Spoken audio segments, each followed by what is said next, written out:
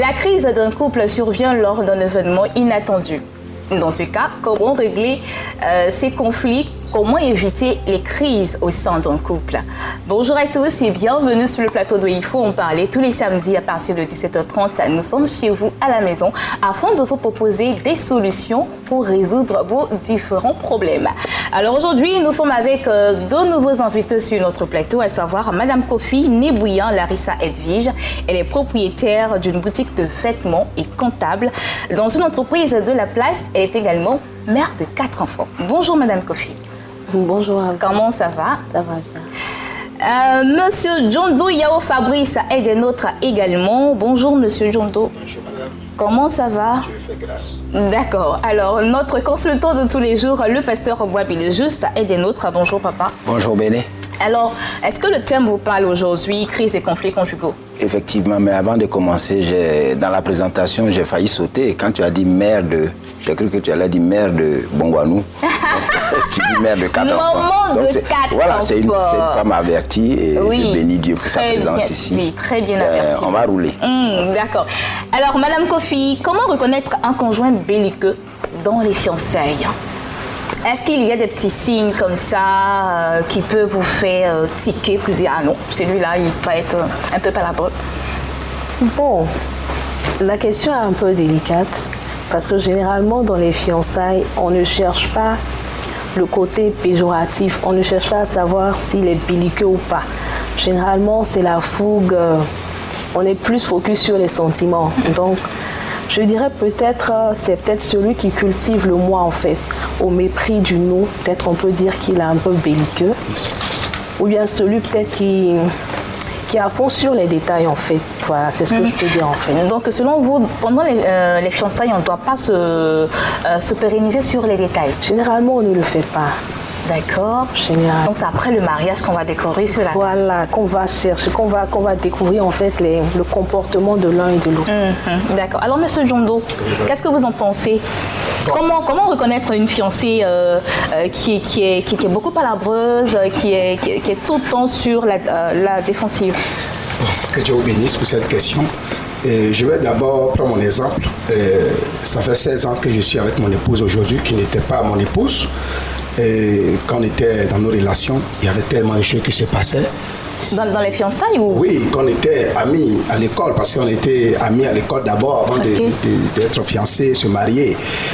Les signes ne mentent pas, hein. Avoir une femme vraiment qui parle, qui ne respecte pas, il y a tellement de choses qui se passent. Dans les débuts même qu'on le sent, tu n'as pas besoin de faire 15 ans avant de savoir que cette femme ou bien cette jeune fille que tu es en train d'aborder est impolie bien de caractère.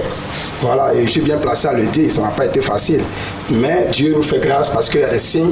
D'abord, même quand tu prends des décisions, oui, je vais faire ceci, je vais faire cela, tu sens qu'elle s'impose. Voilà, déjà dans les fiançailles? Déjà dans les débuts, déjà quand il y a des projets que tu as, quand tu fais sortir, tu dis non, ce projet que tu as, je trouve ça, c'est pas facile. Donc il y a des signes qui ne trompent pas, selon moi et l'expérience. Donc vous ne marchez pas selon les dires de Madame Kofi qui dit que dans les fiançailles, c'est que l'amour. En tout cas, tout est rose. Non, pour moi, il y a l'amour. Mais il ne faut pas oublier qu'il y a le comportement, tout ça, qu'il faut aussi le voir très, très, très tôt au début. Mais ce qui est bizarre, ce que je vais dire, je ne vais pas cacher, c'est que dans les débuts, c'est que les femmes aussi cachent leur véritable comportement. Ah bon? Elles n'aiment pas du tout montrer leur caractère. Tu vas croire que tout est en rose, tu vas croire que voilà la femme la plus respectueuse que tu as connue. Mais en réalité, ce qui se cache derrière le visage que tu vois très beau, et en réalité, c'est autre chose. Et comment découvrir cela, selon vous? Pour le savoir, il faut souvent la taquiner, il faut souvent essayer de... Donc, il faut marcher sur son pied exprès. Fais exprès et puis tu sauras. Tu sauras qui elle est. Madame Kofi, vous êtes d'accord avec? Marcher sur votre pied exprès pour voir un peu ce que vous cachez à l'intérieur de vous. Moi, je ne suis pas trop pour les tests, les trucs dans les relations. Vraiment, je ne suis pas trop pour ça. Votre question était comment reconnaître. C'est pour ça que je dis c'est difficile en fait dans les débuts de reconnaître. Comme il le dit là, c'est difficile en fait. Il faut créer des pièges, poser des trucs. Donc c'est difficile en fait au début d'une relation de savoir lequel est belliqueux et lequel ne l'est pas. C'est au fur et à mesure que nous sommes en train de marcher que les caractères se révèlent, que les personnalités s'affichent, Et je pense que c'est à ce moment qu'on peut savoir en fait qui est bien, qui ne l'est pas, qui est honnête. Et puis, ça c'est pas dans le mariage. Hein. C'est avant le mariage ou bien c'est dans le mariage qu'on découvre tout ça? Généralement, c'est dans le mariage que tout ça se révèle généralement. D'accord, papa. Mais moi, je crois que Mme Kofi a dit quelque chose qui était important. C'est-à-dire, on fait presque tous la même chose.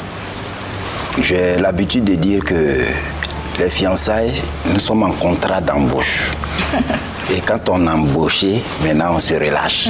La plupart du temps, chacun cache son côté un peu négatif. Par exemple, vous épousez quelqu'un, pendant que vous êtes dans les fiançailles, vous arrivez chez lui, tout est propre, mais quand vous vous mariez, il jette le pantalon ici, la chaussure ici, bon, il se relâche en fait. C'est pareil pour les hommes. Parce que là, il est embauché maintenant, ou alors elle est embauchée. Bon, donc elle s'en va. Mais je crois qu'il y a des signes quand même avant-coureurs. C'est-à-dire pour des pécadilles, il s'énerve, ou alors elle s'énerve. Il y a des sujets que la personne n'aime pas aborder. Il y a peut-être des coups de colère où il ne faut pas, Donc tout ça, ça nous alerte quelque part à prendre un peu de recul et puis bien regarder, arrondir les angles si possible. Et puis bon, je crois que c'est pas pour cela qu'on va arrêter des fiançailles. D'accord. C'est pas pour cela qu'on va arrêter des fiançailles. Parce que donc on peut recadrer les choses. S'il n'y a pas tout ça, s'il n'y a pas ces clashs là au début, il n'y a pas d'incompréhension, c'est que ces deux-là sont des anges. D'accord. Alors, Madame Kofi, qu'est-ce qui peut engendrer des crises au sein d'un couple? Au sein d'un couple, qu'est-ce qui peut engendrer des crises? Tout. Parce que tout ce qui a trait au foyer, pour ma part, est très sacré en fait. Donc tout doit être fait, décidé, organisé avec beaucoup de spiritualité et puis beaucoup d'attention. Donc quand il n'y a pas tous ces facteurs qui sont réunis, toute décision, c'est-à-dire qu'une décision qui peut être banale pour un couple, peut engendrer un problème. Par exemple, la gestion des enfants. Vous serez étonné de savoir que le choix de l'école des enfants peut être une source de conflit dans un foyer. Je veux que mon enfant aille au privé, je veux qu'il aille au public, ça a un problème. Voilà, donc le choix de l'école des enfants, la tenue vestimentaire des enfants, la gestion de l'argent dans le foyer, la venue même d'une servante au sein du foyer. En fait, tout, moi je pense que tout est... D'accord, donc selon vous, moi j'aimerais bien poser une petite question sur le côté, comment gérer la venue d'une servante dans le foyer pour éviter les crises justement? Pour éviter des crises, comment gérer la venue d'une servante?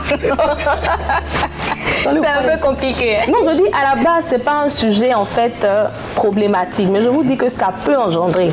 Ça dépend en fait. Je veux dire simplement, c'est la femme en fait qui s'occupe de tout ce qui est cuisine dans un foyer. Donc en fait, ce service-là, ce niveau-là, doit être géré par la femme uniquement. Il ne faut pas que l'homme intervienne dedans.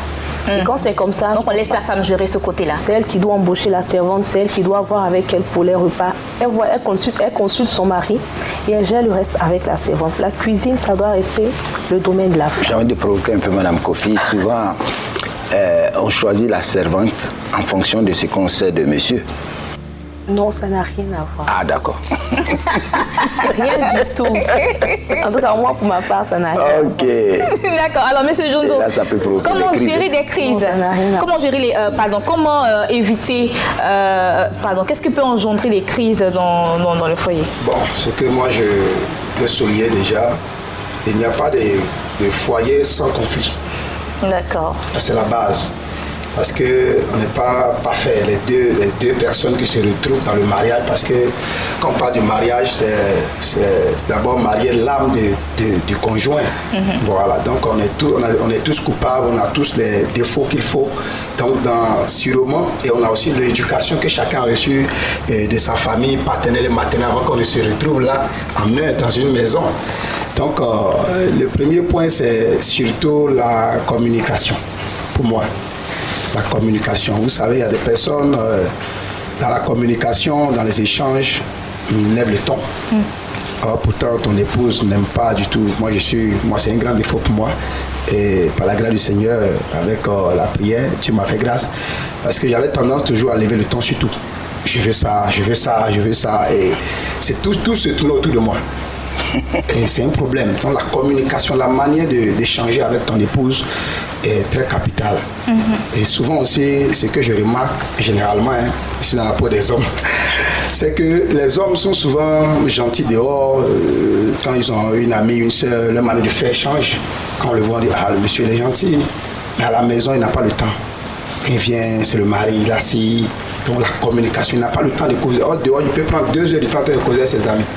Vous voyez un peu. Donc moi je pense que la communication est la base de toute chose. Avant qu'une servante ne vienne, avant que les enfants n'aillent à l'école, si la communication est parfaite, ça ne va pas poser un problème. D'accord. Et ce que aussi je voulais ajouter rapidement, c'est que pour l'homme, voilà le secret. Pour l'homme, voilà le secret selon moi. Il faut toujours bâtir sur la pensée de la femme. Il faut toujours bâtir sur la pensée de la femme. Et donne l'exemple, comme ce que maman vient de dire. Et par exemple, on doit envoyer l'enfant à l'école privée, peut-être qui coûte 150 000. Le monsieur sait qu'il n'a pas les 150 000. Et madame dit forcer, l'épouse dit forcer, c'est dans cette école. C'est simple. Maman, ce que tu as dit là, vraiment tu as raison. Tu as vu que l'école est très bien, cette école-là est parfaite pour les enfants. Je ne te dis, je ne peux même pas contester cela. Nous allons y arriver. Et après tu vas dire, bon, comme cette année c'est un peu compliqué, est-ce que selon toi, on ne va pas essayer d'attendre un peu, qu'on aura les moyens, ce que tu as dit là, on va faire cela. Dès que tu le fais, tu vois que tu n'as pas, parce que la femme en réalité, la femme n'aime pas quand elle a une pensée, que l'homme vient changer la pensée. C'est inné en vous. Vous n'avez pas ça. D'accord. Voilà, donc il faut bâtir sur la pensée de la femme. On m'a dit, bon, je veux telle chose. Tu ne dis pas non. Moi, avant, c'était un défaut pour moi. Quand je donne une décision, c'est comme un maître de la maison. Il vient, il parle, je veux la couleur ici, c'est ce que je veux. Ça ne marchera pas. Ça ne marchera pas. Et ça, je vais honorer ma femme parce qu'elle a supporté. Ça n'a pas été facile. D'accord, d'accord. On lui rend hommage alors. Alors, Madame Kofi, est-ce que vous êtes d'accord avec ce qu'il a dit? Il faut tout de suite, il faut bâtir tout sur la pensée de la femme. Non, il a dit... Je suis une femme, je ne dirais pas ça. Parce que faites attention aux pensées des femmes. En fait, il a soulevé un point qui est très important, la communication. La communication dans toute relation, et principalement dans une relation conjugale, la communication est très importante. Et c'est la base de toute chose. Parce qu'on finit par se comprendre quand on prend la décision de s'asseoir et de s'entendre. Ça, vraiment, c'est très important. Je suis vraiment d'accord avec lui sur la communication. Mais les pensées des femmes, là, il faut laisser ça comme ça. Chacun argumente. Si la dame dit l'école privée, vous dites l'école publique, chacun argumente. Et quand on parle d'argument, il y a l'argument financier qui rentre en ligne de compte. C'est l'homme qui est le chef de la famille. La femme, c'est une aide. Si vous dites à votre homme, vous voulez lui imposer une école pour l'éducation des enfants, c'est que vous êtes en mesure d'apporter une aide aussi bien personnelle que financière. Voilà. Oui, merci. Je vais plus aller en profondeur si j'ai le temps. Voilà, bâtir sur la pensée de la femme ne veut pas dire accepter tout ce que la femme dit. En réalité, on le dit dans nos propos ici en Côte d'Ivoire, qu'on peut noyer le poisson dans son eau. Et c'est un système comme ça, en fait, que j'ai fait, et puis ça a marché plusieurs fois. Ça ne veut pas dire non, bon, elle dit allons dans telle école privée. Et en même temps, vous suivez. Au fait, déjà dans la pensée, tu l'as introduit que tu l'as. Vous lui dit la blaguer, quoi. Tu l'as introduit que. Vous dit la blaguer. Que tu n'es pas un dictateur. Tu mets tout ça dans sa pensée, mais en réalité, tu l'amènes à respecter ta décision, mais à une autre manière, à une autre façon. D'accord, la manière la plus douce. Stratégie, voilà. Une stratégie, c'est ça, c'est ça, je veux pas dire. D'accord. Alors, papa, qu'est-ce que vous en pensez? Ils ont dit beaucoup de choses. Je crois qu'il a levé un point. Il a dit, tu sais, même les meilleurs mariages, il y a toujours des crises. Les conflits, c'est inhérent à la nature même humaine. Parce que prenez 2 personnes, mettez-les sous le même toit, les différences vont apparaître tout de suite et puis bon, ça va commencer à... Donc, à cause de nos différences, et les femmes, je suis homme, on n'a pas les mêmes, on n'exprime pas nos émotions de la même manière, on a des attentes différentes. Tout à l'heure, il a dit, la femme attend que l'homme puisse accéder à sa demande, mais c'est des attentes qui ne sont pas réalisables sur le champ, mais à la longue. Donc il faut savoir comme on dit, systémer ça, que ça aille bien, pour arrondir les bords. Et puis il y a aussi, si ces différences-là ne sont pas pour rendre la vie du couple, disons, compliquée, Dieu ne l'a pas fait, c'est Dieu qui a fait ça. Au contraire, c'est pour que l'un complète l'autre. D'accord. Elle a dit, il faut apporter de l'aide à monsieur. Si tu as choisi, c'est que tu es prête à apporter de l'aide à monsieur pour que le projet soit réalisable maintenant. Donc, le conflit, ça a toujours existé, c'est naturel. Le conflit est naturel et c'est dans toute société, c'est-à-dire si nous avons un groupe social donné, c'est je ne dis pas obligatoire, mais c'est presque, disons, forcé qu'il y ait des conflits parce qu'il y a les divergences d'opinion, il y a beaucoup de choses qui entrent en ligne de compte, à cause surtout de nos différences dans le mariage, parce que l'homme est différent de la femme. D'accord, donc nous devons accepter nos différences. Effectivement, il faut aller avec nos différences parce que si nous nions nos différences, on ne pourra pas vivre ensemble. On ne pourra pas. D'accord. Tu es femme, je suis homme. Ce que je peux faire, toi, tu ne peux pas faire. Je ne réagis pas comme toi. Par exemple, les femmes, elles parlent sans ponctuation. L'homme doit pouvoir dire que, si elle parle comme ça, je ne dois pas m'en plaindre. Soit la femme, elle est très émotive. Il suffit d'un peu, elle exprime ses émotions, le robinet de ses yeux s'ouvre. Mais tu ne vas pas dire, voilà. C'est ce que je n'aime pas. On parle un peu seulement, tu pleures. Non, c'est comme ça qu'elle est, il faut l'accepter telle qu'elle est. Voilà. Donc il faut connaître ces différences-là pour pouvoir faire des ajustements, ne pas demander à la femme de faire ce que toi tu veux, parce qu'elle est femme. D'accord. Alors, comment lui demander alors, de manière... Non, en fait, c'est, comme on l'a dit, ils l'ont souligné tout à l'heure, c'est la communication qui doit être démise. Il faut communiquer et savoir communiquer. Et lui, il a choisi une communication vraiment stratège. Voilà, il faut communiquer et savoir communiquer. C'est-à-dire, vous voyez, quand elle a parlé d'école privée, c'est vous qui aviez dit ça, non? Elle a parlé d'école privée, tas de trucs. Il ne faut pas, c'est-à-dire, rabrouer la demande de l'autre sur le champ. Non, tu peux dire par exemple, c'est vrai, je suis d'accord avec toi, mais pour l'instant, je ne partage pas ton avis. Par exemple. Je suis d'accord avec toi, mais non, ça ne se fait pas. D'accord. Alors, Madame Kofi, comment gérer les crises? Est-ce que c'est avec... est-ce qu'on peut gérer, un couple peut gérer ces crises tout seul? Ou bien il faut appeler les témoins, appeler les parents, la belle famille pour gérer les crises? Bon, je dirais comment on doit gérer les crises. Parce que le verbe pouvoir, demander si on peut, ça veut dire qu'il y a une autre possibilité. C'est parler de possibilités. Or, on a le devoir, quand on est en couple, de gérer les crises et de le faire en couple. Moi, personnellement, je ne suis pas pour la sollicitation d'autres personnes. Parce que déjà, dans le choix des conjoints, dans le choix des témoins, aujourd'hui, il y a un phénomène qui se passe.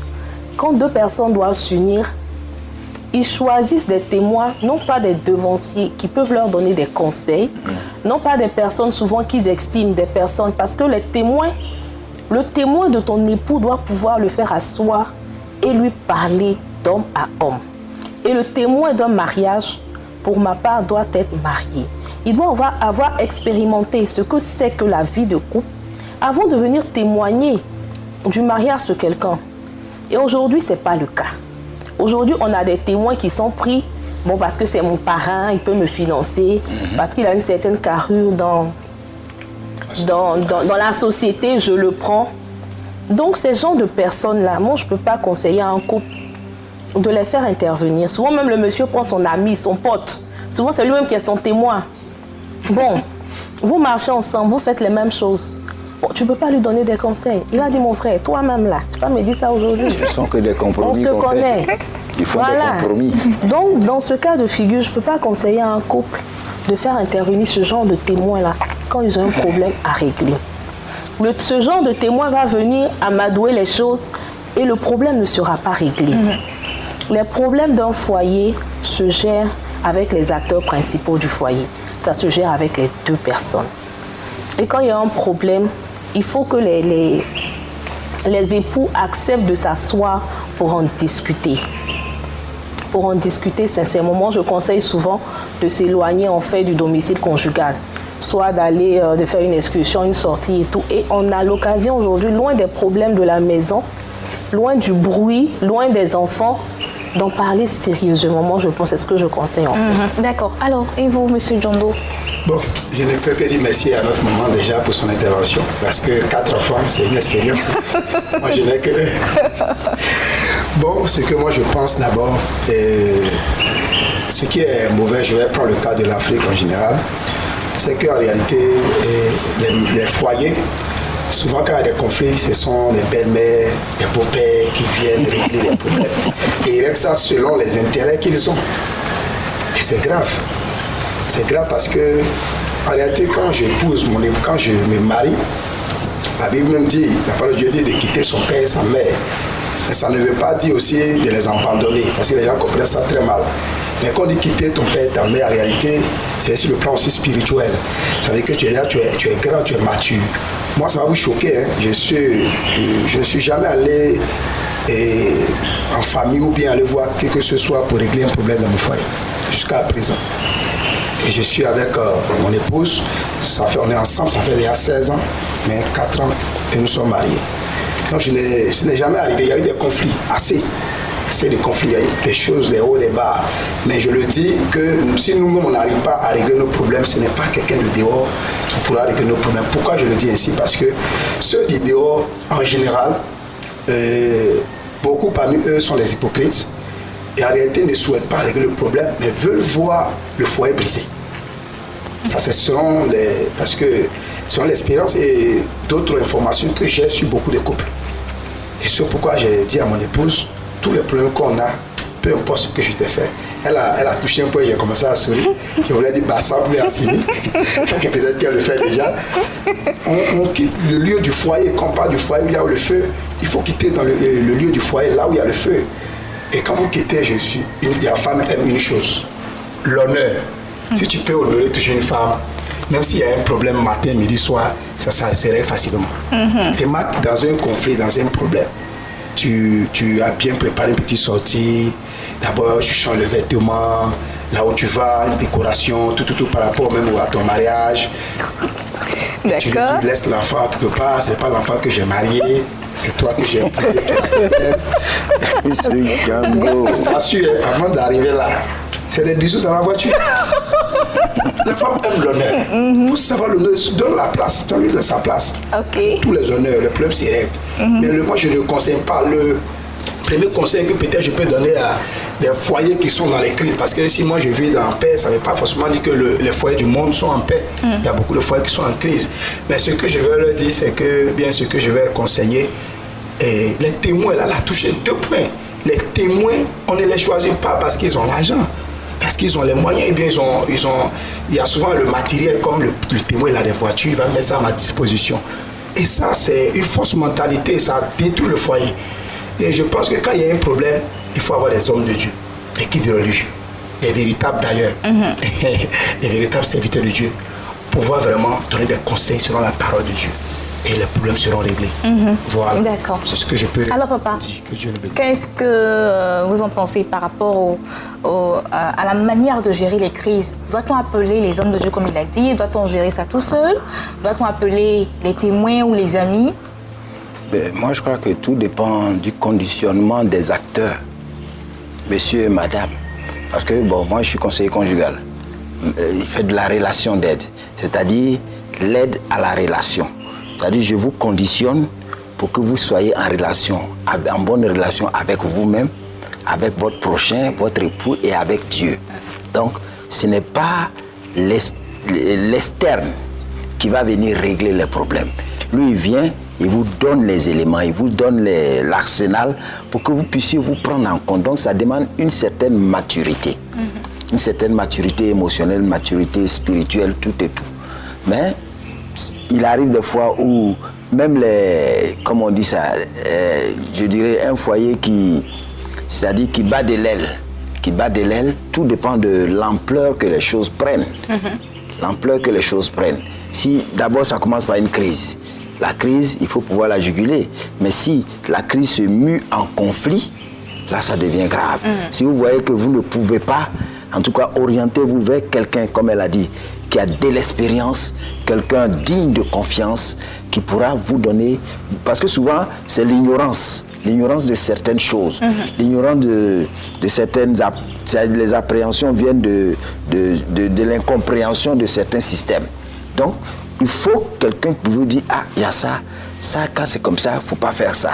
C'est-à-dire juste des orientations. Je te donne un exemple. Vous avez des palabres, ton mari et toi, et puis ton épouse et toi, et puis bon, il y a un oncle qu'on fait intervenir, l'oncle, ça arrive chez la maman, ça arrive chez la tante. Le jour, vous deux, vous voyez clair, et puis vous vous réconciliez, sans eux, ils vont te traiter de mouton. Ah oui, parce que vous serez réconciliés, mais les parents ne seront pas encore réconciliés avec celui qui s'est fait victime, qui s'est dit victime. Donc, mieux vaut régler ça. Disons, voilà, la surface de réparation, le Seigneur parle d'intimité. D'accord. Dans l'intimité, on arrive toujours à régler nos problèmes. Quand, par exemple, il faut concéder, Quand il y a un sacrifice à faire, il faut faire le sacrifice. Ça ne te coûtera rien. Même si tu as insulté, il a insulté ta maman dans la chambre, il n'y avait personne, c'était vous deux seulement. Donc, il y a des considérations qu'il ne faille pas avoir. Voilà. D'accord. Et là, ça tombe bien parce que ma question que je vais poser pour finir cette première partie, eh bien, quel est le rôle principal de la femme dans la restauration de la paix au sein du couple, Madame Kofi?